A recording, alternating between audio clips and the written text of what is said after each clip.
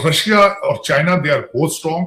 China का सिर्फ एक मसला इस वक्त ये है कि वो कोविड से अभी they are fighting with it. उनके कई शहर अभी तक लॉकडाउन है, सप्लाई चेन बहाल नहीं हो रही और उनकी इकोनॉमी को पीछे से ऑक्सीजन नहीं मिल रही। दोस्तों मैं महेंद्र शर्मा स्वागत करता हूं वन वर्ल्ड हिंदी में आपका। उम्मीद करता हूं आप खुश और स्वस्थ है। दोस्तों ये दिखाते हैं पाक मीडिया की एक और लेटेस्ट डिबेट जिसमें साजिद तरार ने बहुत जबरदस्त विश्लेषण करते हुए बताया कि चाइना की इकोनॉमी लगभग क्रैश कर चुकी है, जबकि ये चाइना सिर्फ और सिर्फ कंट्रोवर्सी क्रिएट करने के लिए आज ये माहौल तैयार कर रहे हैं। तो कहीं ना कहीं आज पूरे पाकिस्तान में भी अब एक चर्चा चल पड़ी है कि भारत पाकिस्तान की दोनों सरहदों पे अब एक गर्म हवा के जैसा सिस्टम चल पड़ा है, क्योंकि पाकिस्तान में एक तरफ तालिबान उन्हें मार रहा है तो दूसरी तरफ भारत की तरफ से भी गोलाबारी शुरू हो चुकी है। तो कहीं ना कहीं आज पूरा पाकिस्तान फिर से एक बार सामंजस्य में फंस गया, जबकि दूसरी तरफ ये चाइना का डिस्कशन करते हुए बोल रहे हैं कि भारत ने भी अपना डिफेंस बजट गुइयां छीनने के लिए नहीं बनाया। ये जो चाइना की तरफ से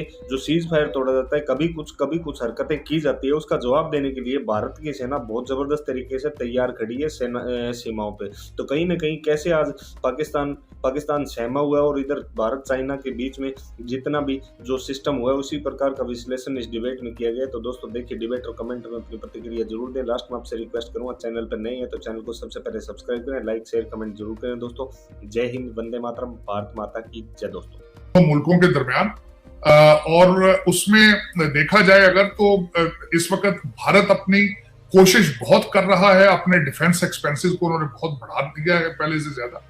according to the Stockholm International Peace and Research Institute के 50% उन्होंने अपना डिफेंस का बजट बढ़ाया है। उन्होंने 49.6 बिलियन से 76.6 बिलियन ले गए हैं अपने बजट को, ऑलमोस्ट डबल कर दिया है। एक शिप कैरियर भारत के पास था, अब दूसरा शिप कैरियर भी लॉन्च उन्होंने बिल्ड करना शुरू कर दिया है। लेकिन there is no match in between two countries. अगर देखा जाए इस वक्त अगर आप एनालिसिस करें तो चाइना के पास इस वक्त 2801 तैयारे हैं फाइटर एंड सपोर्टिंग, और भारत के पास सिर्फ 856 तैयारे हैं।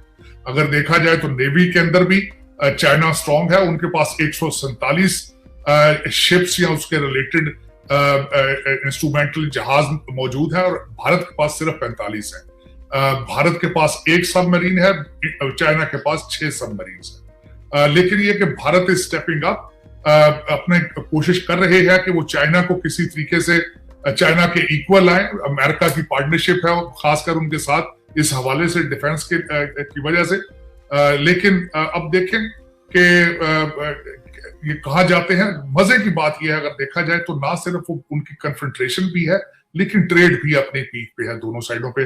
मैंने आपको पहले भी एक दफा कहा था, वो हमारे यहाँ से एक्स एम्बेसडर थे एजाज चौधरी साहब, उन्होंने बहुत खूबसूरत एक लिखा था कि पाकिस्तान को सीखनी चाहिए फर्म पॉलिसी उनसे, कि दो ऐसे ममालिक जो कि आई टू आई हैं, एक दूसरे के साथ झड़पें भी होती हैं लेकिन ट्रेड उनका अपनी जगह पे चल रहा है और उसके नंबर्स जो है वो दिन ब दिन बल्कि इंक्रीज होते जा रहे हैं।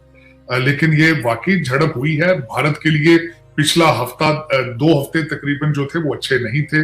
प्रेसिडेंट शी का दौरा और उसके बाद ये चाइना से उनका जो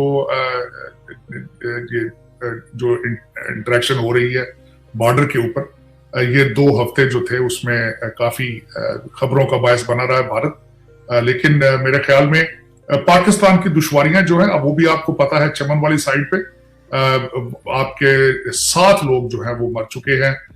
उसके बाद आपने उनकी चेक पोस्ट पे अटैक किया है और वहां उनके 9 आपने फौजी मारे हैं। आज जो थी आज आपके जो ख्वाजा आसफ साहब हैं, उन्होंने असेंबली के अंदर एक तकरीर फरमाई। उन्होंने कहा कि हमारा अफगान जो है वो दे हैव अपोलोजाइज्ड, ये हमारी गलती थी। हकीकत में वहां पे आपकी बाढ़ जो थी, बॉर्डर के ऊपर बाढ़ आपकी टूटी हुई थी, उसको रिपेयर करने के लिए वो रिपेयर कर रहे थे, वहां से ये शिद्दत इख्तियार की। और जो सिविलियन बनाने वाले और सिविलियन जो चमन के शहरी थे, उन्होंने जब उस पर अटैक किया तो उस पर आपके 7 लोग जो है मर चुके हैं। लेकिन इस वक्त अगर देखा जाए तो आपके दोनों बॉर्डर्स की तरफ से ही गर्म हवाएं आपकी तरफ आ रही हैं। एक तो तालिबान जो कि आपने खुद पाले थे, खुद ट्रेन किए थे, वो आपके गिरेबान को पकड़ रहे हैं। और दूसरी साइड पे भारत ये समझता है कि यू आर कंप्लीटली अनस्टेबल, आपकी पोजीशन ना मुआशी, ना सियासी, ना आपके जो मॉरल्स हैं, आप यू आर कंप्लीटली डिमोरलाइज्ड। आपके जो फॉरेन रिजर्व एसेट्स 6.7 बिलियन वो भी चाइना और सऊदी अरेबिया के हैं, सिर्फ देखने के हैं, आप उनको इस्तेमाल नहीं कर सकते। आपके हालात ये हैं कि आप, जिस तरह मैंने पहले भी आपको एक दो दफा कहा है कि 25 मिलियन आप गूगल को नहीं दे सकते, आपके हालात इस तरह हैं। आप इस वक्त $225 मिलियन फॉरेन एयरलाइंस का दबा लिया है आपने, वो अपने ऑपरेशंस बंद करने के बारे में सोच रहे हैं। लेकिन दुख की बात यह है कि आप अभी भी अपने जो लग्जरी अल्लो तल्लों से बाज नहीं आ रहे। आपके फॉरेन मिनिस्टर साहब वाशिंगटन डीसी पहुंचने वाले हैं अपने डेलीगेशन के साथ। मेरे ख्याल में कोई उनको जरूरत नहीं थी आने की, जिस तरीके से आपके हालात हैं। खान साहब हैं, वो हेलीकॉप्टर से उतर नहीं रहे नीचे, और इस वक्त आपका कोई एंकर, कोई टीवी चैनल आपकी असल जो मुद्दे हैं उनकी तरफ तवज्जो नहीं दिलवा रहा। आपका इस वक्त जो सबसे ज्यादा इशू पाकिस्तान के अंदर पंजाब का चीफ मिनिस्टरशिप है। आधे न्यूज चैनल जो है वो परवेज लाई, मोनस लाई के साथ वो जो सारा दिन अपने अपने स्पेकुलेशंस, अपनी अपनी बातें बताते हैं। दुख की बात है, फॉरेन पॉलिसी और मुआशी policy is not on the radar of any Pakistani. ठीक, अच्छा शाही साहब, आपसे इस पे भी मैं बात करूंगी। अफगानिस्तान के जो काबुल में जो होटल पर हमला हुआ है और वहां पे भी कुछ इसी तरह की सिचुएशन चल रही है, लेकिन मैं आपसे पूछना चाहूंगी सर, ये बात कही जा रही है जैसे इंडियन मीडिया की तरफ से जो है वो इस तरह का कि जो चाइना उसकी तरफ से प्रोवोक किया गया। अब अगर ऐसा है तो एक तरफ चाइना ने फ्रंट खोल रखा है अपना ताइवान का, आप जानते हैं, और फिर अब इस तरफ से ये भी, तो आपको नहीं लगता कि जबकि इंडिया, हम ये देखते हैं कि बार बार उनकी तरफ से ये कहा जाता है कि ये जो इरा है ये जंग का नहीं, यानी वो कुछ अमन की बात करते नजर आ रहे हैं, जबकि चाइना जिस तरह भी है उसका यही एक पहलू नजर आता है। तो इसमें जो अमेरिका है, क्या आपको लगता है कि अमेरिका जो है वो इंडिया की साइड पर है? इसकी वजह यह है कि चाइना के खिलाफ है, तो चाइना ये दिखाने के लिए किसी को कर रहा है?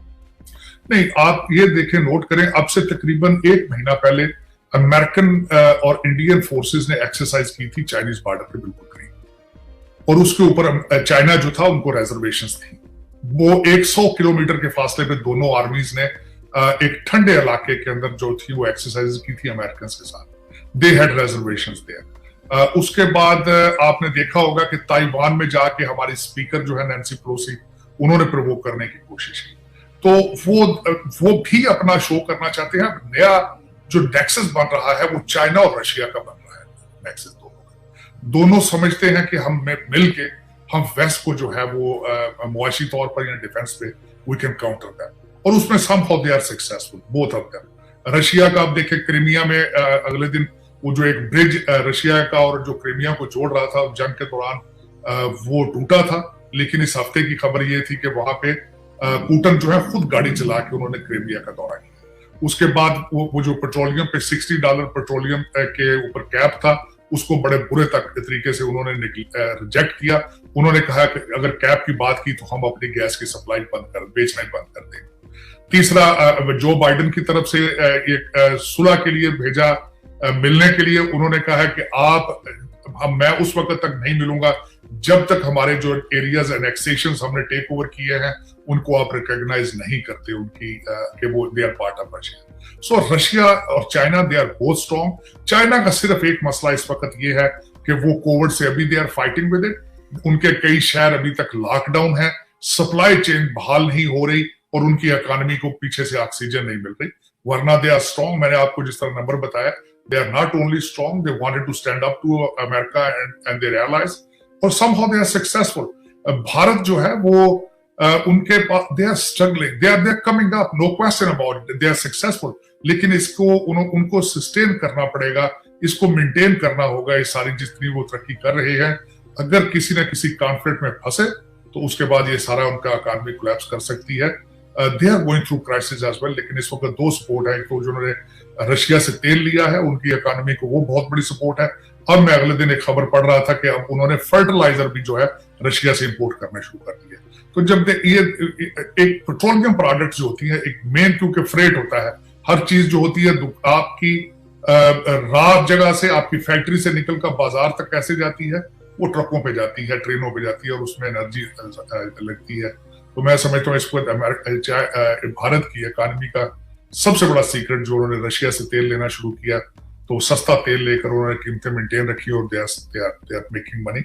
नॉट ओनली दिस, मैं तो बल्कि यहाँ तक पढ़ रहा था कि वो ना सिर्फ रशिया से तेल लेते हैं बल्कि उसको रिफाइन करके आगे बेचते भी हैं। सो दे आर वेरी स्मार्ट। और प्लस मैंने आपको कहा था कि वो जो रशिया से तेल लेते हैं वो रुपयों के साथ ट्रेड कर रहे हैं, नॉट इन डॉलर। इस वक्त एक और जो बात मैं बताना चाहूंगा जो सबसे बड़ी तशवीशनाक है, Washington DC is very confuse and nervous. जो प्रेसिडेंट शी सऊदी अरेबिया में गए हैं, वो जो तेल की ट्रेड है वो भी सोचा, इसके ऊपर भी बात हो रही है कि it may not be in the dollars, जिस तरह डॉलर के साथ ट्रेड होती है। May be they will be using either Chinese currency और समथिंग एल्स और मे बी सम कमोडिटीज। तो इस वक्त जो वेस्ट और America they are in decline, उनके इंटरनल इश्यूज हैं। अमेरिका इस वक्त डेमोक्रेटिकली बैंकरप्ट होता जा रहा है। आप देख रहे हैं अमेरिका के अंदर इस वक्त जो डेडलॉक है, ऑलमोस्ट हाउस जो है रिपब्लिकन बन चुका है, सेनेट डेमोक्रेट और प्रेसिडेंट नॉन एग्जिस्टिंग। सो इस वक्त अगले 2 साल यहाँ पे कोई लेजिस्लेशन नहीं हो सकेगी। एक पार्टी करने की कोशिश करेगी, दूसरी उसको रोक